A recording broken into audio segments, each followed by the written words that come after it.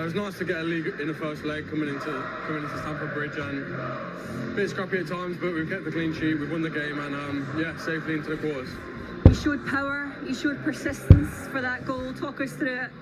Yeah, I seen a little gap and tried to jink my way through, and look, managed to scramble it through. It was a bit of nice endeavour, and when I got in front of goal, I just thought, let me pick my spot, and luckily it nestled into the bottom corner. They don't always come off. You need a bit of confidence, don't you, to make sure that you can actually follow through with that?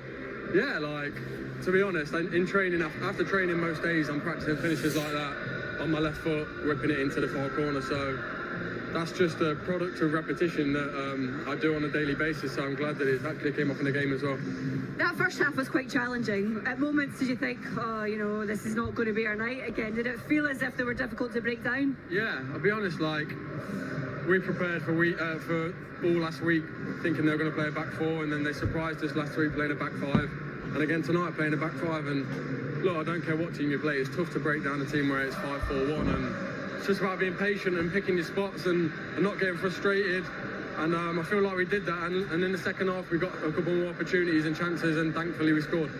You're no stranger to this competition, right? And now these fans, they're excited, they're delighted the fact that they're through, but there's going to be an expectation for you guys to win this thing. Are they right to have that expectation? Yeah, I mean, Chelsea's won the Champions League, won the Europa League.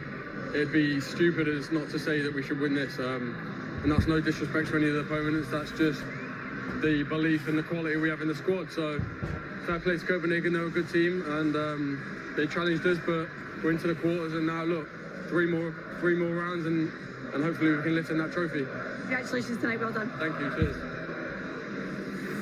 Much improved picture. We talked about how little they created in the first half, no shots of any type, not even off target, and then a whole lot more in the second half. Even if it wasn't blowing the house down, it was better.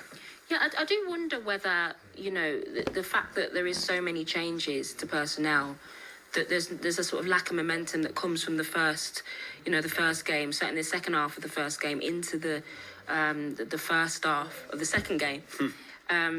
Because you wonder why it's so different, you know, no shots in the first half, and then all of a sudden, you know, 11 in the second half. So I think Chelsea have to figure that out a little bit. How do you sort of consistently, they've got Arsenal at the weekend, how do we start better rather than letting teams sort of frustrate them, and then you got to, you know, pull out a big performance in the second half? Would you respond to a shakedown at half-time? Would a manager do that these days? Yeah, well, I think they do. There's obviously methods of doing it. There's obviously ways of doing it. You know, coming in, throwing the kettle round and throwing sandwiches at everyone is probably not allowed. There's HR departments now, and, you know, and things like that. But you still sometimes, no matter who you are, sometimes you just need a good shouting at and a wake-up call. Because remember, these lads, and all footballers, you know, you have to peak. You say you're going to this stage of the competitions, you have to peak 50 to 60 times a year on any given night. And some nights, for whatever reason, you're human beings. If 3 or 4 or 5 of you are distracted, you don't know what's gone on, that affects the performance. And then, you know, an expectant crowd getting on the top of the team. So the manager's job is to just assess the room, decide what's needed here, what's required. And sometimes it is just an emotional one, wake up. There was no tactical things, a change of personnel, bring some experienced players on. And I think that was it was as simple as that tonight. There was nothing tactically needed.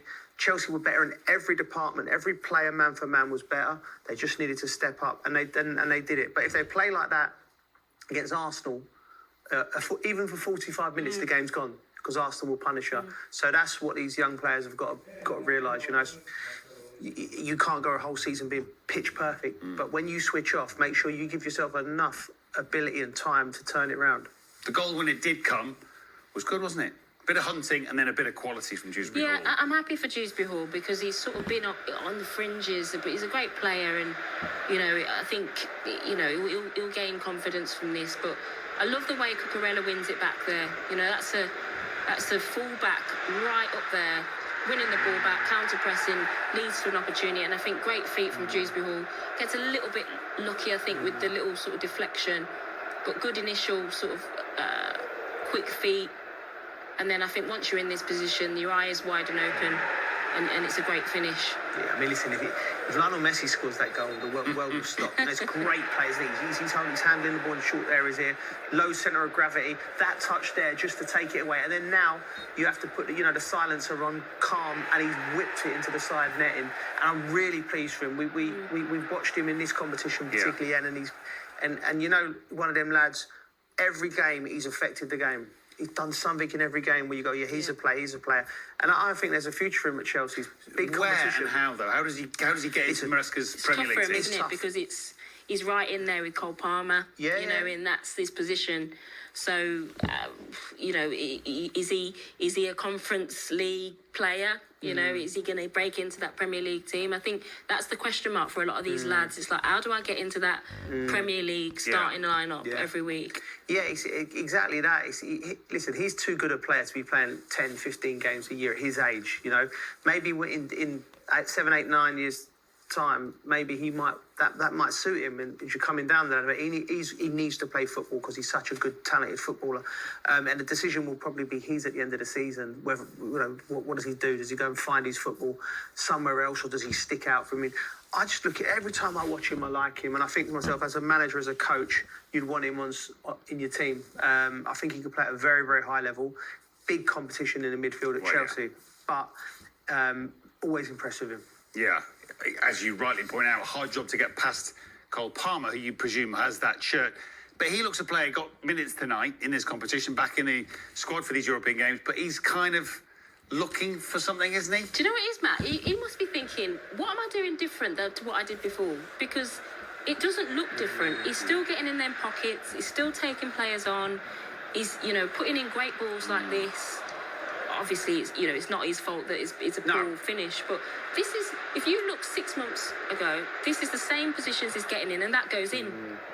So as a forward, it's quite frustrating, isn't it? Because we can sit here and analyse it, but sometimes it's just just pot's luck, and it's just it's just not, you're not getting the rub of the green. Again, here I think he's so desperate to score, he should release it, shouldn't he?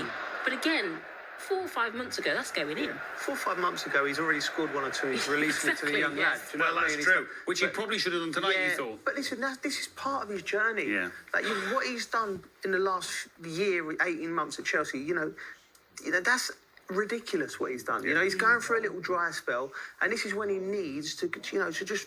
He'll understand it. He'll have loads of spells like this in his career. Not as many as other players because he's a top player. But you sort of he's had a little pillow tonight, and he'll be, I should have done that, I should have passed it, should have done. And he just needs to just be calm, smooth. But he doesn't strike me, Joe, as the kind of lad that will lose sleep over it. No. Do you know what I mean? Yeah. He strikes me as like, listen, I got this. I think that would be worse if he's overthinking it and he looks tense, but he doesn't look like it's bothering him that too much. Yeah, that's true. Could either of you just leave the I game was behind bothered. 5 minutes later? Oh, no. Well, you have to think back on it. And... I got very bothered. Yeah. If I didn't score. I think as well, when you don't know what's going on in his head. Do you know what I mean? To see that he looks like the coolest man in the room, don't he? Like he's never going to be bothered about anything. But I still, you don't know. It could be affecting him. But what he needs to know is, if I was a senior player, listen, you're going through a little dry spell. It will end. It will end. It's 10 games now, isn't it? Whenever it does. Yeah. But it will end, hopefully on Sunday against Arsenal. But it just needs to be I know it sounds mad saying Cole Palmer needs to be calm, but he does. He just needs to be. I don't know if he can be any calmer. Yeah, I know. But I think that's his strength. I think that's why we shouldn't panic, because he is sort of such a calm guy and has such composure that it will come. And when it comes, it will make up for it all the 9-10 games he's not scored, because he's just got that quality. He's too good for it to last too long. Yeah, very true. Do you like true. what you see of Tariq George? He's had a few. I really do. I've heard his name. I've watched him. We've watched him in this tournament. He's a ball carrier. Yeah. He makes the difference. Look, great feet, stop, start, drives away. He's very well balanced. He reminds me a little bit like Anthony Gordon in the way he's lanky. He can run. He comes inside. Quick feet. Do you know what? I would imagine you're talking to opposition fullbacks and they see his name on the team sheet, they'd be like, not tonight. Could do without this kid. Do you know what I mean? He's very, very, very like just talented, and he's one of them. He's another one off the conveyor belt, and I don't think he's going to play a part from now to the end of the season. Then it looks like he's growing into it. You know, you can see the young lads when they look a sort of bit of deer in headlights when they initially get their opportunity. Tyreek George looks like, you know, he's sort of he's growing into the shirt. He's getting in little pockets. He's trying new things. So it's really good to see, and I'm proud to see Chelsea giving young lads a chance. You know, because it's not always sort of part of club ethos to do that. It hasn't always been, I think, at Chelsea, but now it is, and it's good to see these guys. You've got to look at their name, you think, who's that? I know. And they're coming through and the manager's giving them a chance. It's quite right. 16-year-old Reggie Walsh didn't get on, but 17-year-old Genesis Antwi did. We're just wondering whether his parents were Phil Collins fans, when his name like Genesis. We were, and where he gets his haircuts. We were wondering on that as well. Not that we're down with the kids. Well, Eddie might be. Me and Joe definitely not. But listen.